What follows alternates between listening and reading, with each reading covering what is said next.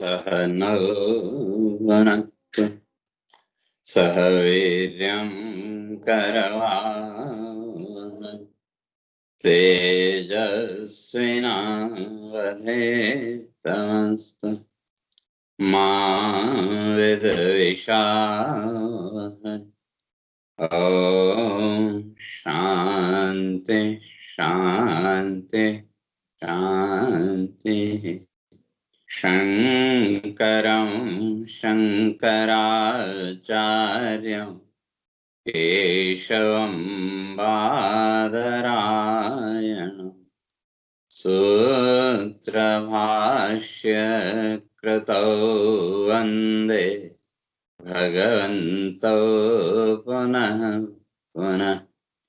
ईश्वरो गुरुरात्मेति मूर्तिभेदविभागिने व्योमवद्व्याप्तदेहाय दक्षिणामूर्तये नमः। ॐ शान्ति शान्ति शान्ति।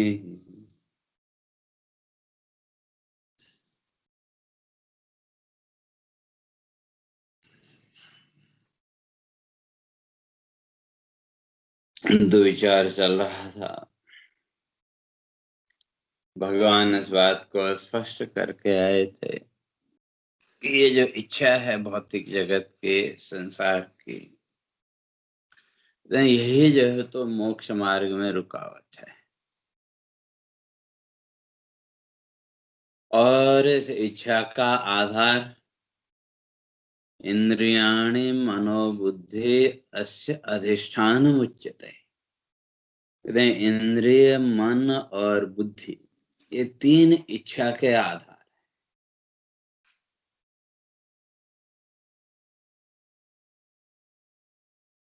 मन की कामना, मन में छिपे हुए भाव, दबे हुए भाव, और फिर जैसे मन की दृढ़ता होगी बुद्धि भी उसकी अनुगामी बनेगी, उसके पीछे चलेगी, और फिर उसके अनुसार इंद्रिय प्रवृत्ति। और जब इंद्रिय प्रवृत्ति हुई तो उस इंद्रिय प्रवृत्ति के द्वारा दो चीजें, सुख या दुख, और दोनों ही अवस्थाएं फिर व्यक्ति से नया संकल्प कराएंगे, नई इच्छा को जन्म देंगे। जीवन में सुख मिला तब भी कोई न कोई नई इच्छा प्रकट हुई, और दुख मिला तो तब भी कोई न कोई नई इच्छा प्रकट हुई। और उसका कारण इस संसार के सुख दुख भाव को मान लेना। संसार का जो सुख दुख है, तो इस सुख दुख को ही जीवन का सत्य मान लेना। और जब इस सुख दुख को ही हमने सत्य मान लिया तो ये नए संकल्प तो पैदा करेगा, और फिर वो नया संकल्प विमोहयत्येष ज्ञानम आवृत्य देहिनम। ये जो शरीर है, ये जो जीवात्मा है, तो इसकी जो ज्ञान वृत्ति है, अर्थात स्वयं का अस्तित्व बोध, स्वयं के होने का जो ज्ञान है, उसको ढक देगा। और इस इच्छा के जाल में, इस इच्छा की प्रधानता ने क्या किया, हमारे अपने आत्म स्वरूप को तो ढक दिया। और जब वो आत्म स्वरूप ढक गया तो बस अब इस इच्छा के अनुसार ही हम अपने आप को देखने लगे, वैसे ही स्वयं को मानने लगे, कल इस बात की चर्चा हम लोग कर रहे थे, एक उदाहरण दिया था, दर्पण। और भगवान शंकराचार्य जी इस बात को स्पष्ट करते हैं, अगर इस इच्छा के जाल से, इस संसार के मोह बंधन से अगर बाहर निकलना है तो विचार करो। तो क्या, विश्वम दर्पण दृश्यमान नगरी तुल्यम निजांतर्गतम पश्यन्नात्मनि मायया बहिरिवभूतम यथा निद्रया। विश्वम दर्पण दृश्यमान नगरी, ये सारा संसार कहते हैं दर्पण के दृश्यों की सदृश ही है। और दर्पण में हमने जो अपना प्रतिबिंब देखा,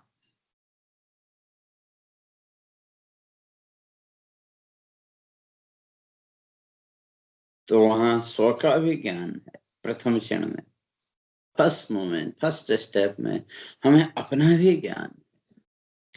और दर्पण में जो दिख रहा है उसको एक इमेज, एक छाया के रूप में हम मानते हैं, देखते हैं। लेकिन समस्या ये है कि वो जो दर्पण में दिखने वाला दृश्य, वो दृश्य अगर अपनी इच्छाओं के अनुरूप है तो भी हमने एक नया संकल्प किया, और अगर अपनी इच्छाओं के अनुसार नहीं है तब भी संकल्प। जैसा रूप, जैसा सौंदर्य आप स्वयं का देखना चाहते थे दर्पण में, आपका मतलब शरीर का, तो वैसा अगर दिखा तब भी संकल्प, और नहीं देखा तब भी संकल्प। और फिर धीरे धीरे तादाद, वो जो इच्छा है हमारे चित्त में, हमारे मन में बैठी हुई जो इच्छा है, उस इच्छा ने क्या किया, हम दर्पण से दूर। मैंने कल भी कहा था कि वो जो दर्पण में प्रतिबिंब दिख रहा है, न तो हमने दर्पण को छुआ और न हम उस दर्पण के अंदर गए, हम तो उससे दूर है, 2 फीट 10 फीट दूर जो भी है। लेकिन धीरे धीरे उस दर्पण में दिखने वाला जो प्रतिबिंब, हम वहां पहुंच गए कि नहीं। और उसका कारण वही इच्छा है, क्यों, उन इच्छाओं के कारण हमने उस दृश्य को सच्चा मान लिया। जानते हैं कि दर्पण में दिखने वाला जो दृश्य है वो झूठा है, मिथ्या है, हम जानते हैं अच्छी तरह। ये जिसको हम मूढ़ व्यक्ति कहते हैं, वो भी इस बात को जानता है कि दर्पण में कुछ है नहीं, वो केवल थोड़ी देर की प्रतीति, उसके अतिरिक्त और उस मिरर में कुछ नहीं है। एक जड़ बुद्धि भी जानता है, और हम जो अपने को बड़ा विद्वान, बड़ा ज्ञानी समझते हैं, हम भी जानते हैं। लेकिन वो हमारे चित्त में, हमारे मन में बैठी हुई वो जो इच्छा है, उन इच्छाओं ने क्या किया, वो जो दृश्य वास्तव में है ही नहीं, उसके साथ तादात्म्य करा दिया। क्योंकि मिरर में दिखने वाला जो दृश्य है वो एक प्रतीति कहें या एक आभास, उसके अतिरिक्त और कुछ नहीं है। लेकिन हमारी इच्छाओं ने क्या किया, हम अपनी उन इच्छाओं को, वो जो सामने जो दृश्य है, उस दृश्य में हमने उनको प्रोजेक्ट किया, और उस प्रोजेक्शन के साथ ही धीरे धीरे उसके साथ हमने अपना तादात्म्य भाव जोड़ लिया। तो अब जैसे ही वो तादात्म्य, जैसे जैसे हमने अपनी इच्छाओं को उस दृश्य में प्रोजेक्ट किया, तो उसके साथ ही हम अपने शरीर को भूल गए, और वो जो दृश्य है उस दृश्य को ही सच्चा मानने लगे कि नहीं। और जो दिख रहा है हमने उसको अपने ऊपर प्रोजेक्ट कर, दृश्य में जो देखा उसको अपने ऊपर प्रोजेक्ट कर लिया, और जैसे ही उसको अपने ऊपर प्रोजेक्ट किया तो सुखी और दुखी ये दोनों भाव, और जब ये सुख दुख का भाव आया तो कहते हैं अपना स्वरूप बोध तो हमारा गायब हो गया। हमने तो उस प्रोजेक्शन को, उस आरोप को ही सच्चा मान लिया। इसलिए भगवान कहते हैं एते विमोहयत्येष ज्ञानम आवृत्य देनम। तो ये जो इच्छा है, अब ये इच्छा जितनी प्रबल होगी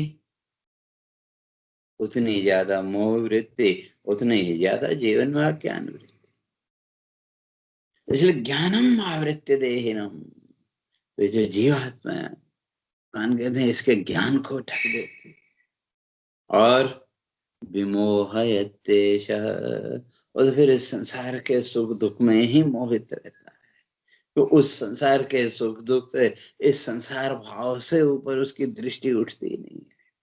तो इसलिए भगवान कहते हैं तस्मात् त्वम् इंद्रियाण्यादौ नियम्य भरतर्षभ। 41वां श्लोक। तस्मात् त्वम् आदौ, इसलिए भगवान कहते हैं तस्मात् त्वम् नियम्य इंद्रियाण्यादौ। क्यों? पाप्मानं प्रजह्येनं ज्ञान विज्ञान नाशनम। ये जो इच्छा है, और इच्छा में जो संसार का संकल्प है, ज्ञान विज्ञान नाशनम, कहते हैं आपके ज्ञान और विज्ञान दोनों का नष्ट। विज्ञानम अनुभूति है, आपका जो अनुभव उसको भी दबा देगा, और ज्ञानम आपका जो बाह्य ज्ञान शब्द ज्ञान है उसको भी दबा देगा। सीधी सी बात है, शास्त्रों को हमने पढ़ा समझा, बात समझ में आई, और कहीं न कहीं शब्द ज्ञान भी हमारे पास बहुत है कि आत्मा अजर अमर है, अविनाशी है, नित्य है, न जाने कितने शब्द हमारे पास है। कोई आत्मा की व्याख्या हमसे सुनना चाहे तो हमारे पास बहुत शब्द हैं। संसार झूठा है, मिथ्या है, ये भी हमारा ज्ञान है। लेकिन जिस समय ये इच्छा का बल प्रबल हुआ, ये सारा का सारा ज्ञान गायब हो गया कि उस समय फिर वो इच्छा ही हमको सच्ची लगती है, सारा ज्ञान एक तरफ। इसलिए भगवान कहते हैं ज्ञान विज्ञान ना, ये जो इच्छा है बड़ी शत्रु है, क्योंकि ज्ञान विज्ञान नाशनम, जीवन में ज्ञान और विज्ञान दोनों का नाश करने वाली। इसलिए इस इच्छा पर अगर विजय प्राप्त करनी है, तस्मात् त्वम् इंद्रियाण्यादौ नियम्य भरतर्षभ। तो अर्जुन को भगवान ने संबोधन किया भरतर्षभ, भरत ऋषभ।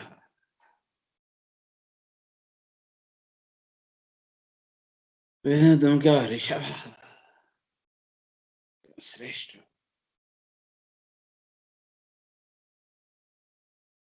अर्थात जो साधना करने में तुम समर्थ हो, तुम ये साधना कर सकते हो। ये केवल अर्जुन के लिए नहीं, हम सब के लिए। भगवान ये कह रहे हैं अगर तुम चाहो तो ये साधना कर सकते हो। तो क्या? आदो इंद्रियाणि नियम्य, सबसे पहले भगवान कहते हैं इन इंद्रियों का नियमन करो, और इंद्रिय नियमन के लिए प्राण वृत्ति का नियमन जरूरी है।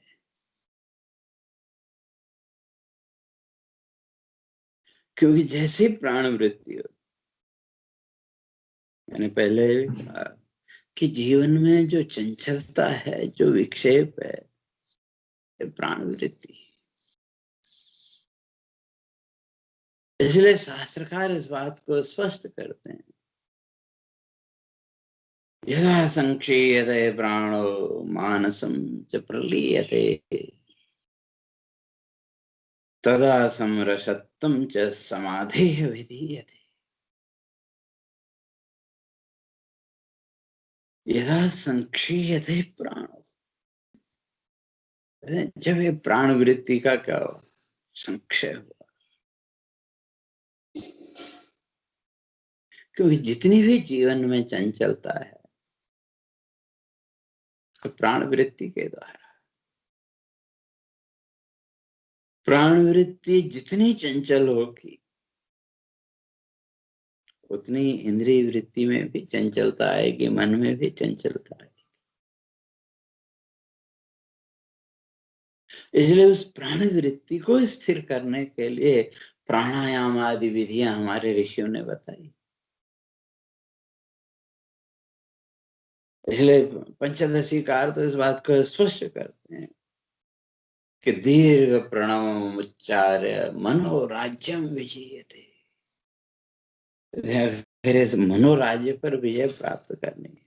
दीर्घ प्रणवम उच्चार्य, प्रणव अर्थात ओंकार, इसका लंबे से लंबा, दीर्घ से दीर्घ उच्चारण करो। ओ, जितना लंबा उच्चारण कर सको। तो दीर्घ प्रणव का उच्चारण, मनोराज्यम विजयते, आपके मन की जो कल्पना है उन पर विजय प्राप्त करने का साधन। और मन की कल्पनाएं जैसी होंगी वैसे इंद्रिय वृत्ति होगी, और फिर उस मन की कल्पनाओं के अनुसार बुद्धि को भी उसके पीछे आना पड़े। दीर्घ प्रणव, तो प्रणव के द्वारा प्राण जय, प्राण वृत्ति की जो चंचलता है उस पर विजय प्राप्त करना। इसलिए ऋषि कहते हैं यसा यदा क्षीयते प्राण, जब वो प्राणायाम आदि की प्रक्रिया के द्वारा संक्षीयते प्राणो, हमने उस प्राण वृत्ति के विक्षेप को कम कर दिया, उसके हिसाब से मानसम च प्रलीयते, कहते हैं मनोवृत्तियों का भी लय होना शुरू हो जाएगा। और तब तथा समरसत्वं च समाधेः विधीयते, तब जाकर के समरसत्वम, एकाकार, और समाधेः विधीयते, चित्त की वो जो स्थिरता है, निवात दीपवत चित्तम, एकदम स्थिरता, उसी का नाम समाधि। तो इसलिए नियम में इंद्रियां आता, इंद्रियों का नियमन, और इंद्रियों का नियमन करने के लिए प्राण वृत्ति का नियमन करना पड़ेगा। और प्राण वृत्ति का नियमन हमारे मनोराज्य पर, हमारे मन की जो कल्पनाएं उन पर विजय प्राप्त करने में हमको मदद करेगा। अर्थात मन का जो विक्षेप है, मन का जो बहिर्गमन है, मन जो इस संसार की ओर जो भाग रहा है, इसमें मदद करेगा। और जहां तक मन की बात है, आगे अर्जुन स्पष्ट करेगा, भगवान भी समर्थन करेंगे। अर्जुन कहेगा कि मन तो बड़ा चंचल है, भगवान कहेंगे हाँ नहीं, बात ठीक है तुम्हारी, लेकिन मधुसूदन सरस्वती जी इस बात को स्पष्ट करते हैं, आपका जो मन है वो बिल्कुल भी चंचल नहीं है। अगर मन स्वरूपतः चंचल होता तो आप एक क्षण के लिए भी स्थिर बैठ नहीं सकते। इसलिए मन का अपना जो स्वरूप है वो एकदम शांत है। तो कैसे? तो सरस्वती जी लिखते हैं चित जतु द्रव्यवत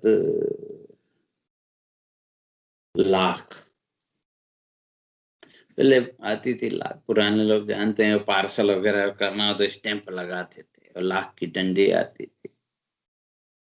ये आजकल समझ लो मोमबत्ती। वो जो मोमबत्ती है वो अपने स्वरूप में एकदम शांत है। तापक विषय योगम चंचलत्व विषय योगम। तो जैसे वो मोमबत्ती अग्नि का स्पर्श पाते ही पिघलने लगती है, उसमें चंचलता आ जाती है, कहते हैं उसी तरह से ये जो मन है, मन जैसे जैसे विषयों के साथ जुड़ता जाएगा तो इसमें भी वो चंचलता आएगी। लेकिन अपने स्वरूप में ये एकदम शांत है। और वो विषयों के साथ जो संपर्क है वो आपकी इच्छाएं, जितनी दृढ़ विषय होंगे तो वैसे ही वो वृत्ति संसार के विषयों की ओर जाएगी, वैसे फिर इंद्रिय वृत्ति भी वहां जाएगी। इसलिए आधो इंद्रिया नियम में भगवान कहते हैं इन इंद्रियों का नियमन करो। तो इंद्रियों का नियमन होगा कैसे? क्यों पहले भगवान कह के आए इंद्रिय से इंद्रिय से अर्थ, इंद्रियां तो अपने विषयों की ओर जाएंगे आप कहते हैं, और फिर इनका नियमन कैसे करें? क्योंकि वे तो इनकी स्वाभाविक प्रवृत्ति है। तो ये तो स्वाभाविक प्रवृत्ति है, लेकिन उसके आगे का नियंत्रण वो तो हमारे हाथ में है। जैसे मैंने पहले भी कहा, रूप सामने आया, आंख बंद नहीं कर सकते, आंख की वृत्ति जाएगी। शब्द है तो शब्द को कान पकड़े, गंध है तो गंध को आपके गंधेंद्रिय पकड़ेगी, रस है तो रस को आपकी जीवा पकड़ेगी। ये सब इन इंद्रियों का कार्य। ये तो ज्ञानी के भी जीवन में है और अज्ञानी के भी जीवन में। और जैसे हमारे चित्त संस्कार होंगे, उन चित्त संस्कारों के अनुसार विक्षेप भी पैदा हो।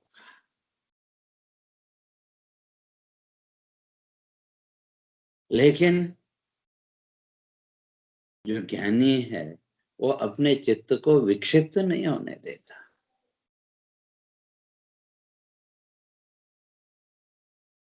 और जो अज्ञानी है वो उस प्रवाह में बहता चला जाता है।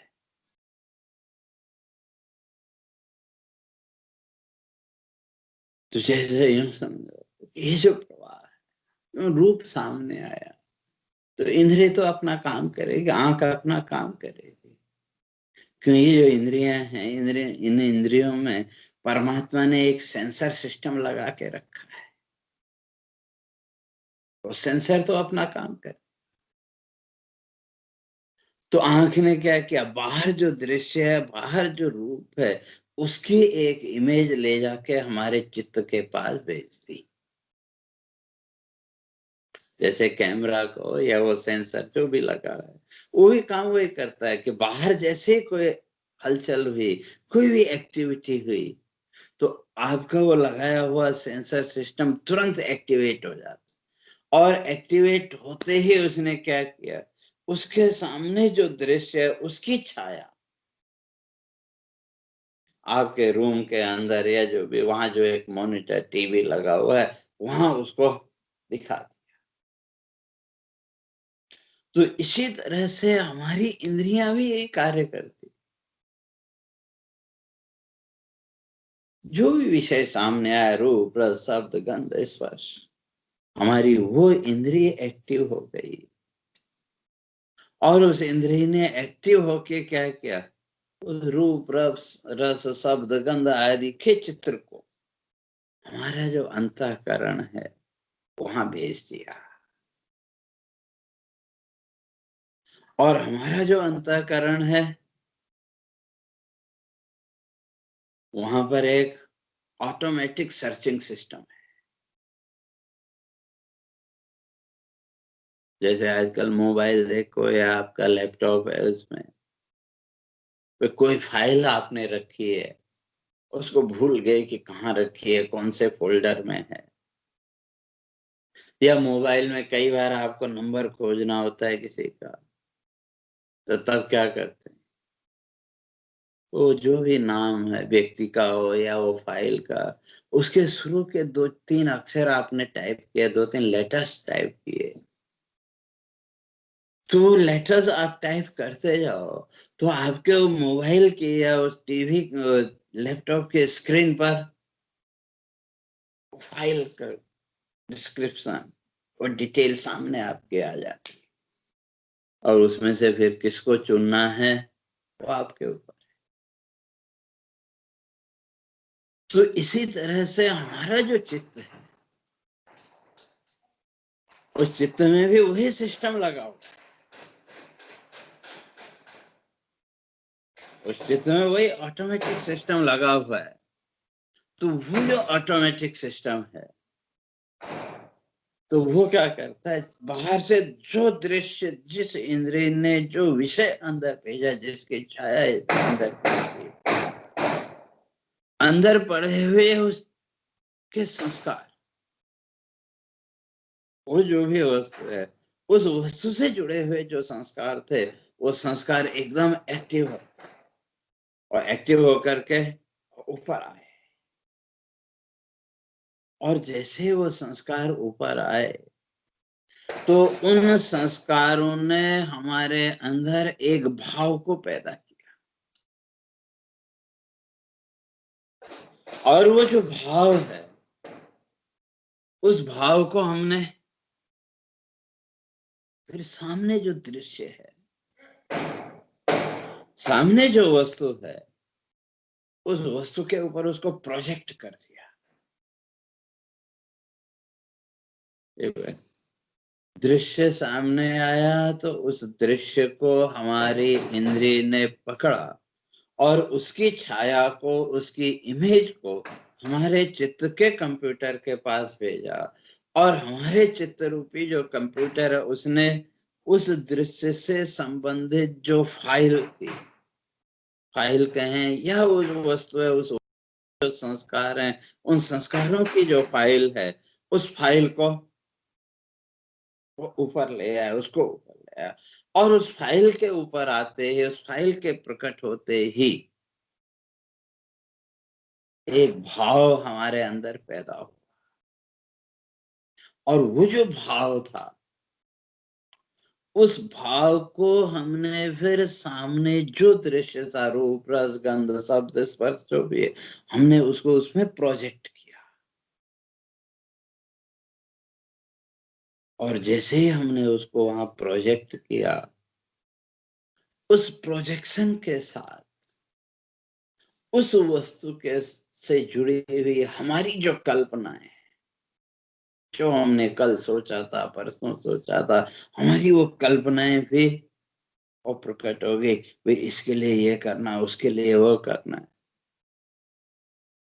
और उन कल्पनाओं ने फिर क्या किया, उन कल्पनाओं के साथ जब हम अटैच हुए, तो फिर हमने वहां नए नए संकल्प, और जैसे ही वो संकल्प किए, उसके साथ हमारी इंद्रिय प्रवृत्ति भी चालू हो गई। तो ये पहली जो प्रक्रिया है वो नेचुरल है, चाहे वो ज्ञानी हो अज्ञानी हो। तो ज्ञानी भी अपनी इंद्रियों को बांध के तो नहीं रख सकता। इंद्रियां तो अपना काम करेंगी, और उन इंद्रियों के द्वारा आपके पूर्व कर्म संस्कारों के अनुसार भाव भी प्रकट होंगे, उसको भी आप नहीं रोक सकते। तो बस ज्ञानी और अज्ञानी में अंतर यही है। तो जो ज्ञानी है, जो विचारशील व्यक्ति है, उस भाव को सामने की वस्तु में प्रोजेक्ट नहीं करता। और जब उस भाव को हमने सामने की वस्तु में प्रोजेक्ट नहीं किया, तो आगे की कल्पना भी नहीं हो। तो वो हमारा कर्म संस्कार अपना फल दे करके वहीं निवृत्त हो गया। और जो अज्ञानी है उसने जब उसको प्रोजेक्ट किया तो उस प्रोजेक्शन के साथ ही फिर नई नई कल्पनाएं भी उसकी। तो इसलिए भगवान यहाँ कहते हैं तस्मात् त्वम इंद्रियाण्यादव नियम में, इसलिए तुम सबसे पहले क्या करो, इंद्रिय वृत्ति का नियमन। अर्थात ये जो कल्पना वृत्ति है, इन वस्तुओं को देख करके, इन पदार्थों को लेकर के नई नई इस संसार की सुख दुख की जो कल्पनाएं हैं, उन कल्पनाओं को करना बंद करो, तो आपकी इंद्रिय वृत्ति भी नियंत्रित हो जाएगी। इसलिए नियम में इनका नियमन करना पड़ेगा। तो नहीं तो पापमानम प्रजहेनम ज्ञान विज्ञान नाशनम, अगर सतर्कता पूर्वक सावधानी पूर्वक इसका नियमन नहीं कर पाए तो ये क्या करेंगे, ज्ञान विज्ञान नाशनम। आपके ज्ञान और विज्ञान, आपका ज्ञान और अनुभव, इन दोनों को ये दबा देगी। और फिर इसी संसार का संकल्प, फिर इस संसार के सुख दुख में ही बंधे रहेंगे। तो तब प्रश्न उठा कि चलो ठीक है, इस संसार को लेकर के नहीं करें तो फिर क्या करें, इंद्रिय वृत्ति तो आएगी, वृत्तियां तो उत्पन्न होंगी, तो फिर मन को लगाएं कहाँ। तो उसके लिए आगे भगवान स्पष्ट करते हैं, इंद्रियाणि वराण्याहो इंद्रियेभ्यश्च परम मनः मनसस्तु परा बुद्धि यो बुद्धे परसस्तु स। और वो कौन, ये आत्मा। तो इसलिए उस इंद्रियों का नियमन करके, उन मन की वृत्तियों का नियमन करके, तो कहते हैं उन मन की वृत्तियों को उस आत्म सत्ता की ओर, उस आत्म सत्ता के साथ उनको जोड़ो, तो वो जुड़ाव आपको उस समाधि की स्थिति में, उस योग की स्थिति में लेके जाएगा। तो कैसे, तो उसकी चर्चा क्रमशः आगे करेंगे।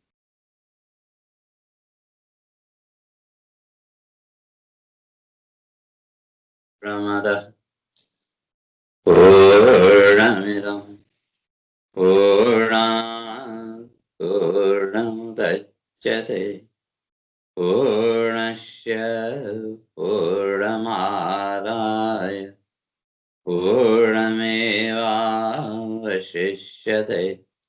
ॐ शान्ति शान्ति शान्ति। शङ्करं शङ्कराचार्यं केशवं बादरायणं सूत्रभाष्य कृतौ वन्दे भगवन्तौ पुनः पुनः। ईश्वरो गुरुरात्मेति मूर्तिभेद